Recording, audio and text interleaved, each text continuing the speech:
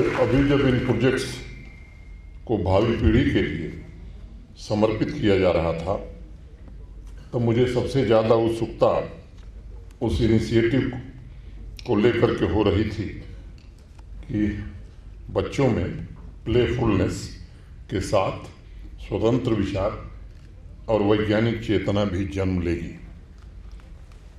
लंबे समय के इंतजार के बाद देश को एक ऐसी राष्ट्रीय शिक्षा नीति भारत के वर्तमान प्रधानमंत्री आदरणीय श्री नरेंद्र मोदी जी के नेतृत्व में मिली है। मैं समझता हूं कि ये उपहार स्कूली शिक्षा के बदलते मानकों को स्थापित करेगा। भविष्य में अनेक कार्यक्रमों में मैंने ये बात कही है कि पिछले 15 वर्षों में दुनिया में जो बदलाव हुआ है, जीवन के विभिन्न क्षेत्रों में जो परिवर्तन आया है, उसे पूरा करने में अगर पुरानी व्यवस्था से हम चलते तो शायद हजारों साल लग जाते। साथियों, ये कंपैरिजन बहुत मायने रखता है क्योंकि जिस तेजी से दुनिया बदल रही है, मुझे लगता है जिस तेजी से टेक्नोलॉजी बदल रही है, शिक्षा के क्षेत्र में भी उसी तेज गति से परिवर्तन हो रहा है। तो सबसे पहले तो मेरा निवेदन होगा अपने सभी आदरणीय शिक्षकों से, इस बदलती हुई टेक्नोलॉजी के साथ कदम से कदम मिलाकर चलना, अपने को तैयार रखना, ये बड़ा आवश्यक है। और मेरी विनम्रतापूर्वक आप सबसे प्रार्थना है, क्योंकि पूरी भविष्य की पीढ़ी या भविष्य का जम्मू कश्मीर कैसा होगा, ये बोझ आपके कंधों पर है। और एक बात बराबर ध्यान रखिएगा कि हमारे समाज में शिक्षक और पिता का जो स्थान है वो किसी दूसरे को नहीं। कोई भी शिक्षक जो बच्चे को पढ़ाता है दिल से ये चाहता है कि जिस बच्चे को हम पढ़ा रहे हैं वो हमसे बेहतर हो। और वही भूमिका पिता की होती है कि अपने बेटे को, अपने बच्चे को चाहता है, अपनी बच्ची को, कि मैं जिस स्थिति में हूँ, मैं अगर डिविजनल कमिश्नर हूँ तो मेरा बेटा चीफ सेक्रेटरी बने, ये बाप की इच्छा होती है। तो ये जो दो तत्व हैं समाज, शिक्षक और पिता, तो ये बात मैं सभी शिक्षकों से बहुत विनम्रतापूर्वक आग्रह करना चाहता हूँ कि आपको ये बात बराबर अपनी जेहन में रखनी चाहिए। बड़े भरोसे से कोई अभिभावक अपने बच्चे को विद्यालय भेजता है और उस भरोसे को कायम रखना ये बड़ी चुनौती है और ये बड़ा पवित्र पेशा है। इस पवित्रता को आप बनाए रखें, ये मैं आप सबसे निवेदन करना चाहता हूँ। 1980 में वॉकमैन म्यूजिक सिस्टम का जब इन्वेंशन हुआ था, फिर बाद में डिजिटल ऑडियो प्लेयर आया जिसका आविष्कार 1999 में हुआ। और आविष्कार वहीं खत्म नहीं हुआ। आप सब देख रहे हैं कि 2001 में आईपैड का आविष्कार हो गया, आईपॉड का। 2008 में स्पॉटिफाई लॉन्च हो गया। 28 साल में इंसान के म्यूजिक सुनने के इंस्ट्रूमेंट में इतने बड़े बड़े आविष्कार हुए जिन्हें लोग क्रांतिकारी बदलाव कहते हैं। लेकिन लंबे समय तक हमारे देश की शिक्षा व्यवस्था में कोई बड़ा आमूलचूल परिवर्तन हो जिसे क्रांतिकारी बदलाव हम कह सकें, वो हम नहीं देख सके। इसकी जड़ इतनी जटिल थी, इतनी बोझिल बना दी गई थी कि स्कूल का नाम सुनकर के बच्चा भयभीत हो जाता था। स्कूल जाए कि न जाए, ये दुविधा उसके मन में रहती थी। बैग का बोझ, अध्यापक की डांट, पेरेंट्स का उलाहना, अनेक चीजें उसके मन में कौंधती थी। आज की आर्थिक तंगी के अलावा स्कूल ड्रॉप आउट रेट एक कारण था। मैं समझता हूँ सबसे बड़ा कारण मैं ये बोझिल शिक्षा व्यवस्था थी जिसके कारण स्कूल जाने के बाद भी बच्चे स्कूल छोड़ देते थे। और सच्चाई से इसका, अगर इस सच्चाई को हम स्वीकार कर लेते तो शायद समाधान पहले निकाल दिया होता। पुरानी शिक्षा व्यवस्था को ढोते हुए बच्चों की चेतना को इतना थका दिया गया था कि कोई स्वतंत्र विचार जन्म ही नहीं लेता था बच्चे। क्लास की चारदीवारी में विवेक की ताजी हवा को बंद कर दिया गया था। ज्ञान का ढेर किताबों से इकट्ठा किया जा सकता है, लेकिन विवेक को प्राप्त करने के लिए स्वतंत्र विचार बहुत आवश्यक है और क्यूरियोसिटी उससे भी ज़्यादा जरूरी है। सिर्फ खिड़की खोलने की जरूरत थी, लेकिन बच्चों को ठीक उल्टा सिखाया गया कि खिड़की के पास मत जाओ, ज़्यादा सवाल मत पूछो। और यही कारण था कि स्कूल की चारदीवारी बच्चों को डराती थी। मैं मानता हूँ देश की राष्ट्रीय शिक्षा नीति का सबसे बड़ा योगदान है कि इसने स्कूल के कैंपस को प्लेफुलनेस स्कूल की तरह विकसित करने का साहस दिखाया है। प्राइवेट स्कूल में ये व्यवस्था शुरू हो गई, लेकिन सरकारी स्कूलों में इसका अभाव था। Early childhood care and education के माध्यम से अब सरकारी स्कूलों में भी इसे लागू किया जा रहा है, जो प्लेफुलनेस के साथ बच्चों को स्कूल रेडी बनाएगा। मैंने साहस शब्द का इस्तेमाल इसलिए किया क्योंकि लंबे समय से लोग इस परिवर्तन का इंतजार कर रहे थे। देश में पूरी शिक्षा व्यवस्था को पहली बार अतीत से निकालकर भविष्य उन्मुख बनाया गया है। प्लेफुल एजुकेशन के बाद स्कूली शिक्षा में राष्ट्रीय शिक्षा नीति का जो दूसरा सबसे बड़ा योगदान है वो क्यूरियोसिटी जगाने का है। जहाँ क्यूरियोसिटी नहीं होगी वहाँ कभी भी कोई आविष्कार जन्म नहीं ले सकता। क्यूरियोसिटी से ही आविष्कार का खोज का जन्म होता है, नए विचार पैदा होते हैं। राष्ट्रीय शिक्षा नीति में यूं तो हर एक रिकमेंडेशन में भविष्य की तैयारी के बीच छिपे हैं, लेकिन मैं मानता हूं इन दो मूलभूत परिवर्तनों ने आज स्कूली शिक्षा को सभी जंजीरों से मुक्त कर भविष्य की पीढ़ी का निर्माण करने की स्वतंत्रता दी है। मित्रों, श्रीनिवास रामानुजम का नाम आप में से अनेक लोगों ने सुना होगा। बड़े मैथमेटिशियन थे और ऐसा माना जाता है कि इस देश में जो कुछ सबसे बड़े मैथमेटिशियन पैदा हुए उसमें श्रीनिवास रामानुजम थे। कई लोग तो ये दावा करते हैं कि उनसे बड़ा कोई मैथमेटिशियन इधर पैदा नहीं हुआ। आप में से मुझे लगता है कि कुछ लोगों को जरूर मालूम होगा, जब 11 वर्ष की उम्र में 11 साल की उम्र से ही मैथ का क्लास अटेंड किए, 13 साल की उम्र में एडवांस ट्रिग्नोमेट्री हल करने के लिए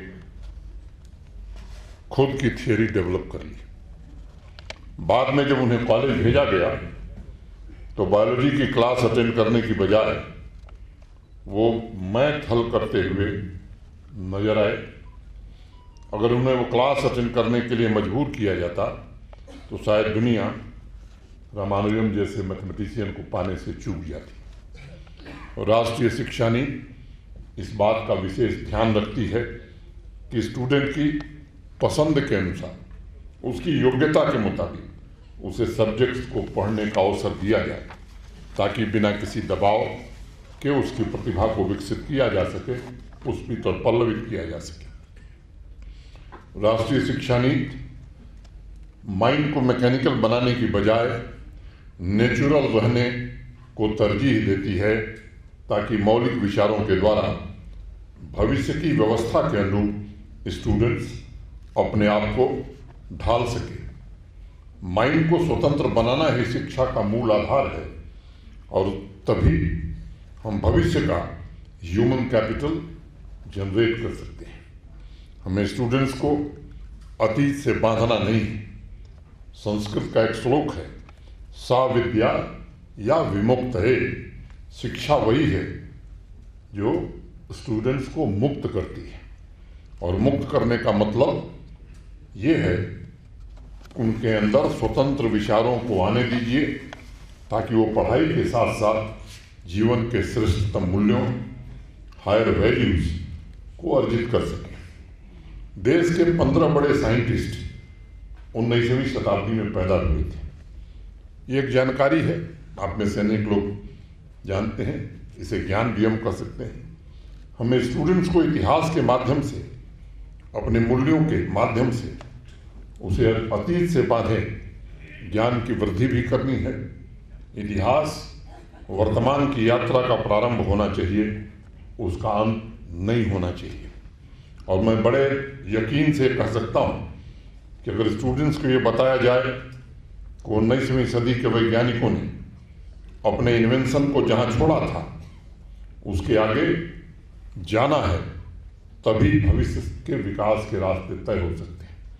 अगर स्टूडेंट्स को सिर्फ जगदीश चंद्र बोस जी के बारे में पढ़ा दिया जाए और वहीं पर उसकी ज्ञान अर्जन की यात्रा को समाप्त कर दिया जाए, तब शायद भविष्य में इन्वेंशन और इनोवेशन से वो बच्चा चूक जाएगा।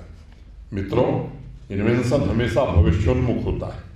हम जो भी क्रिएट करते हैं वो अगले घंटे, अगले दिन, अगले वर्ष के लिए होता है। दुनिया में आज तक कोई भी आविष्कार अतीत के लिए, इतिहास के लिए नहीं हुआ है। कोरोना पैंडेमिक की 2 घातक लहरों ने हमें भी और पूरी दुनिया को अनेक नए सबक दिए हैं।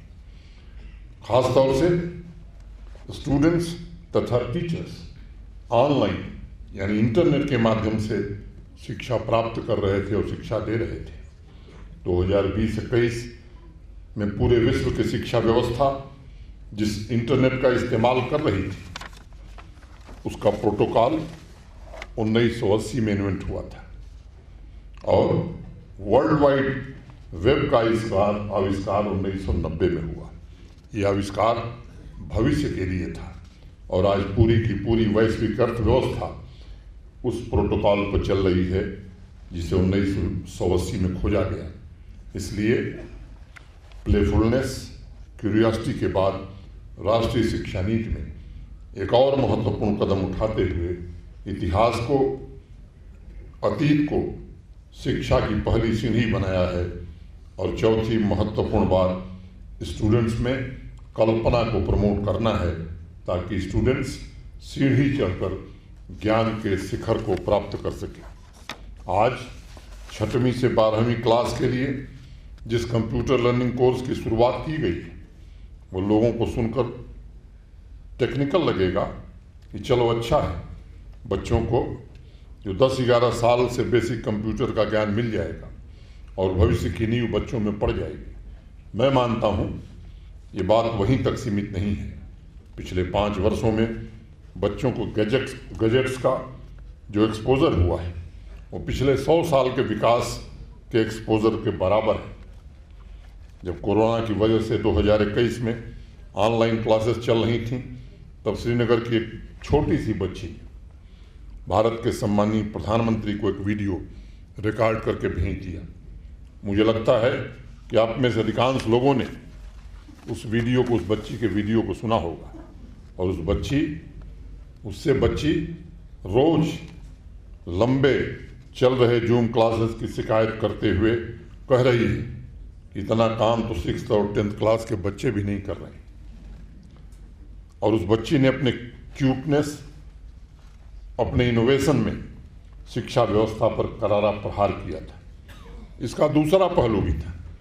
जब वो बच्ची क्लास 6 में जाएगी तब उसे बेसिक कंप्यूटर ट्रेनिंग के दौरान पता चलेगा कि जूम क्लासेस ऑर्गेनाइज करने के लिए कौन सा सॉफ्टवेयर इस्तेमाल होता है।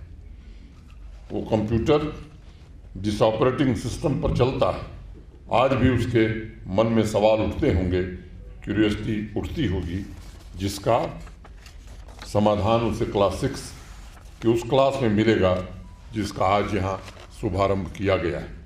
आज एक बहुत महत्वपूर्ण initiative student teacher mentorship launch की गई है, जो रिटेंशन, इनरोलमेंट और क्वालिटी एजुकेशन तीनों की बेहतरी के लिए काम करेगा। Student and teacher engagement for educational reinforcement और स्टूडेंट्स की इंडिविजुअलिटी के लिए लर्निंग गैप को आइडेंटिफाई करके लर्निंग आउटकम को बढ़ाने की दिशा में एक बड़ा ही महत्वपूर्ण और आवश्यक कदम है। अभी बहुत विस्तार से उसके बारे में जानकारी दी गई है, मैं उसके विवरण में नहीं जाना चाहता। आप लोगों ने गौर किया होगा कि हमारे समाज में नाम के सामने तखल्लुस या उपनाम लगाने की बड़ी पुरानी परंपरा है। बहुत से कवि या लेखक जो समाज की व्यवस्था से नाखुश होते थे और प्रसन्न होते थे, नए समाज की व्यवस्था की परिकल्पना करते थे, वो अपना तखल्लुस क्रांतिकारी लगा लेते थे। आसिफ विद्रोही, अनेक ऐसे नाम आपने सुने होंगे। कुछ लोग जगह को तखल्लुस के रूप में इस्तेमाल करते थे, जैसे गोरखपुरी या बदामी, बरेलवी, और बहुत से छायावादी लेखक निर्मल या सरोज तखल्लुस लगाते थे। लेकिन समाज में सिर्फ शिक्षक एक ऐसा व्यक्तित्व है जिसे सभी वर्गों के लोग अपने आप गुरु जी का तखल्लुस देते हैं। ये तगमा किसी और को प्राप्त नहीं है। जैसे वीके सिंह गुरु जी, ये आदर वाला उपनाम है, और समाज में सबसे बड़ा आदर किसी का है तो मैंने पहले ही कहा कि शिक्षक और टीचर का है। इसलिए मैं मानता हूँ कि मेंटरशिप प्रोग्राम दो तरह से स्कूली शिक्षा में क्रांतिकारी बदलाव लाएगा। पहला, बच्चों की योग्यता और उनकी कैपेबिलिटी को समझने में मदद मिलेगी, और दूसरा, टीचर को भी अपने शिक्षण पद्धति में आमूल चूल परिवर्तन करने का अवसर मिलेगा। जब तक टीचर के अंदर परिवर्तन नहीं आएगा तब तक वह बच्चों में रिफ्लेक्ट नहीं हो सकता है। इसलिए ये मेंटरशिप प्रोग्राम वन वे की जगह टू वे हो, ये भी हमें सुनिश्चित करना होगा। वही टीचर्स की उन जरूरतों के मुताबिक भविष्य उन्मुख विचार बच्चों में जागृत कर सके, इसके लिए स्वयं तेजी से हो रहे बदलाव के साथ उनको खुद भी कदम से कदम मिलाकर चलना होगा। मित्रों, 2020 में राष्ट्रीय शिक्षा नीति आई तो 2 दिन देश भर के ख्याति प्राप्त शिक्षाविदों का सम्मेलन एक श्रीनगर और एक जम्मू में हम सब ने किया था। हालांकि संवाद का हमारा विषय हायर एजुकेशन था, लेकिन जिस आधार पर हमने चर्चा की थी वह स्कूल एजुकेशन के संबंध में भी प्रासंगिक था। श्रीनगर के कार्यक्रम में मैंने एक बात कही थी कि मौलिक बदलाव में 4 बातों का विशेष ध्यान रखना आवश्यक होगा। 1, असेस, इक्विटी, क्वालिटी तथा आउटकम। और अगर भारत की बढ़ती इकोनॉमिक पावर के पोटेंशियल्स को पूरी तरह से एक्सप्लॉइट करना है तो स्कूली शिक्षा को स्कूल रेडी तथा कॉलेज रेडी, इन 2 लक्ष्यों पर निश्चित रूप से ध्यान केंद्रित करना होगा।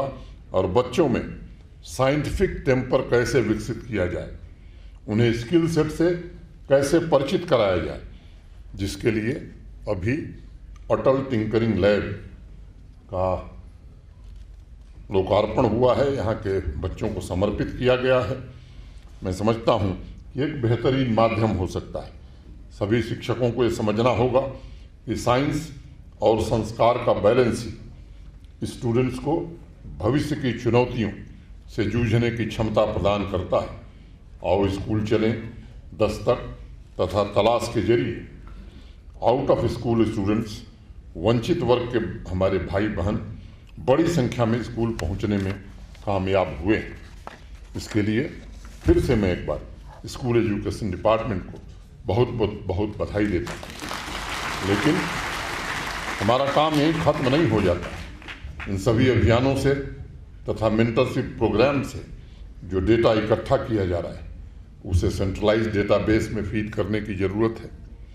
भविष्य में जो भी सुधार करना जरूरी होगा, चाहे वो इंस्ट्रक्शंस को इम्प्रूव करना हो स्थानीय स्तर पर, टीचर्स और टीचिंग प्रैक्टिस के मेथड में बदलाव करना हो, उसके लिए एक सशक्त डेटा सिस्टम की आवश्यकता होगी।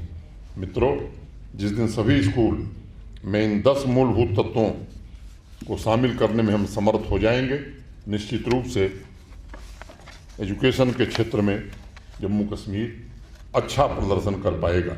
राष्ट्रीय शिक्षा नीति के माध्यम से पूरी शिक्षा व्यवस्था का नया जन्म होगा। Access, equity, quality, outcome, playful education, curiosity, natural education, शिक्षा को जो मुक्त करे, शिक्षा जो हार्डवेयर वैल्यूज़ को प्रमोट करे, जो हायर वैल्यूज़ को प्रमोट करे, तथा शिक्षा जो भविष्य उन्मुख हो। मैं समझता हूँ इन 10 चीज़ों का समावेश करना हमारे लिए बहुत ही आवश्यक है। अभी जो प्रेजेंटेशन किया गया, 21,727 स्कूल में मेंटरशिप प्रोग्राम, 200 स्कूल में कंप्यूटर कोर्स, 500 का पहला लॉट पूरा हो गया, 137 अटल टिंकरिंग लैब।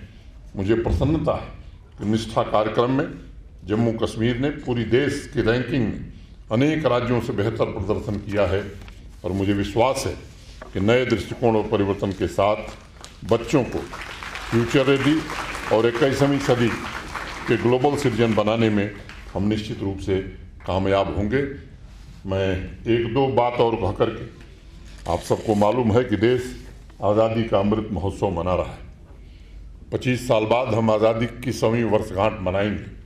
भारत के सम्मानीय प्रधानमंत्री जी ने पूरे देश में एक अभियान चलाया है कि हमारे शिक्षक, हमारे बच्चे, देश के सभी नागरिक 75 वर्षों की जो हमारी उपलब्धि की यात्रा रही है, इसमें जिन लोगों ने शहादत दी है, हमें निश्चित रूप से उनको स्मरण करना चाहिए और हमारे देश का जो गौरव है तिरंगा, अपने घरों पर, अपने विद्यालयों पर हमें निश्चित रूप से फहराना चाहिए। मैं आप सबसे अपील करूंगा, निवेदन करूंगा, इस कार्यक्रम में भी पूरी निष्ठा के साथ, पूरी क्षमता के साथ पूरे स्कूल एजुकेशन डिपार्टमेंट को और बच्चों से मैं विशेष रूप से आग्रह करना चाहता हूं कि बच्चों, ये आवश्यक है कि आज जो हम संकल्प लेंगे 25 साल बाद का जम्मू कश्मीर कैसा होगा, 25 साल बाद का भारत कैसा होगा।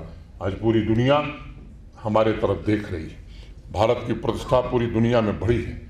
अब हम और इंतज़ार नहीं कर सकते। हमारी जो पुरानी परंपरा रही है, हमारा जो स्थान रहा है पूरी दुनिया को नेतृत्व देने में, मैं समझता हूं कि अब सही वक्त आ गया है कि आज खासतौर से युवा पीढ़ी को संकल्प लेने की आवश्यकता है, क्योंकि 25 साल बाद मैं समझता हूं यहाँ बैठे हुए बहुत लोग नहीं होंगे, लेकिन जो बच्चे हैं 25 साल बाद वही इस देश को चलाएंगे, वही नया जम्मू कश्मीर बनाएंगे। उनसे मैं निवेदन करना चाहता हूं कि आप निश्चित रूप से 13, 14, 15 इस तिरंगा यात्रा में 15 को स्वतंत्रता दिवस में पूरी ताकत से, पूरी क्षमता से हिस्सा लीजिए, जम्मू कश्मीर और भारत के गौरव को बढ़ाइए। एक बात मैं और कहना चाहता हूँ कि बजट के मामले में हमारे जम्मू कश्मीर का शिक्षा का बजट अगर पर कैपिटा देखेंगे तो देश के विकसित राज्यों से भी ज़्यादा है। कक्षा 12 तक किसी बच्चे से 1 पैसे फीस नहीं ली जाती है, ये शायद अकेला राज्य होगा जम्मू कश्मीर। और तीसरी बात मैं कहना चाहता हूँ, टीचर और स्टूडेंट रेशियो या स्टूडेंट कितने बच्चों पर कितने टीचर हैं, अगर ये रेशियो आप देखेंगे तो जम्मू कश्मीर का प्राइमरी और स्कूल एजुकेशन में सब देश में सबसे बेहतर है। बावजूद इसके मेरे पास रोज ज्ञापन आते हैं कि फलां विद्यालय में टीचर की कमी है। जहां मैं जाता हूं वहां कोई ज्ञापन मुझे मिलता है। मेरा आग्रह होगा, कृपा करके इसमें एक बार पूरा ध्यान स्कूल एजुकेशन को देना चाहिए। कमी नहीं है हमारे पास, क्या उससे रीअप्रोप्रिएट हम कर सकते हैं? कहीं पर ज़्यादा शिक्षक हैं, कहीं कम शिक्षक हैं, और एक बार हमें पूरा ठीक से एनालिसिस करने की ज़रूरत है। और ख़ास तौर से बच्चे, अब कई जगह से गणित मैथ का टीचर नहीं है, साइंस का टीचर नहीं है। अगर एकदम अनिवार्य रूप से हम ये जान गए कि नहीं है, पूरे ज़िले में कमी है या पूरे यूटी में, तो अब तो टेक्नोलॉजी वहाँ पहुँच गई है कि तत्काल हम व्यवस्था कर सकते हैं। वो व्यवस्था आप कर रहे हैं, मैं जानता हूँ, लेकिन मेरा आग्रह होगा कि ये एक गंभीर सवाल है और आए दिन इस पर प्रश्न चिन्ह सामान्य जनता उठाती है। तो खास तौर से शिक्षा विभाग, मैंने बीके सिंह साहब से और दोनों हमारे जो सीनियर अफसरान हैं उनसे मेरा निवेदन होगा, ये समाज की अपेक्षा आपसे दूसरी है। आप सड़क बनाने वाले विभाग नहीं हैं कि सड़क 10 दिन बाद भी बनेगी तो चलेगा। आप पर ही जम्मू कश्मीर का भविष्य निर्भर करता है। और इसलिए मैं आप सबसे निवेदन करना चाहता हूँ कि ये जो मुद्दे हैं इन पर आप, मैं जानता हूं कि पिछले 2-2.5 सालों में भी बीके सिंह जी और उनकी पूरी टीम ने एक बड़ा बदलाव किया है शिक्षा के क्षेत्र में, बड़ा बदलाव किया। मैं उसके लिए बधाई देता हूं और खुले मन से प्रशंसा करता हूं कि जो बदलाव 2 साल में आपने किया है वो निश्चित रूप से जम्मू कश्मीर को बहुत आगे बढ़ाएगा। लेकिन अब जो परिस्थितियां बन गई हैं जम्मू कश्मीर में, हमारी प्रतिद्वंदिता, हमारा कंपटीशन किसी और से नहीं, हमारा कंपटीशन खुद से है। 2 साल में जो माइलस्टोन आपने स्थापित किए हैं, अब हमारी अपेक्षा आपसे बढ़ गई है कि उससे बड़ा माइलस्टोन स्थापित करिए। इसलिए मैं आपसे ये बात कर रहा हूँ और मुझे उम्मीद है कि अगले सत्र से राष्ट्रीय शिक्षा नीति को पूरी तरह से अमली जामा पहनाने में हम सब सफल होंगे। फिर से एक बार बच्चियों का मैं हृदय से स्वागत करता हूँ। सभी शिक्षकों का, प्रिंसिपल्स का और स्कूल एजुकेशन डिपार्टमेंट के सभी ऑफिसर्स को धन्यवाद देते हुए अपनी बात मैं पूरी करता हूँ। धन्यवाद। जय हिंद।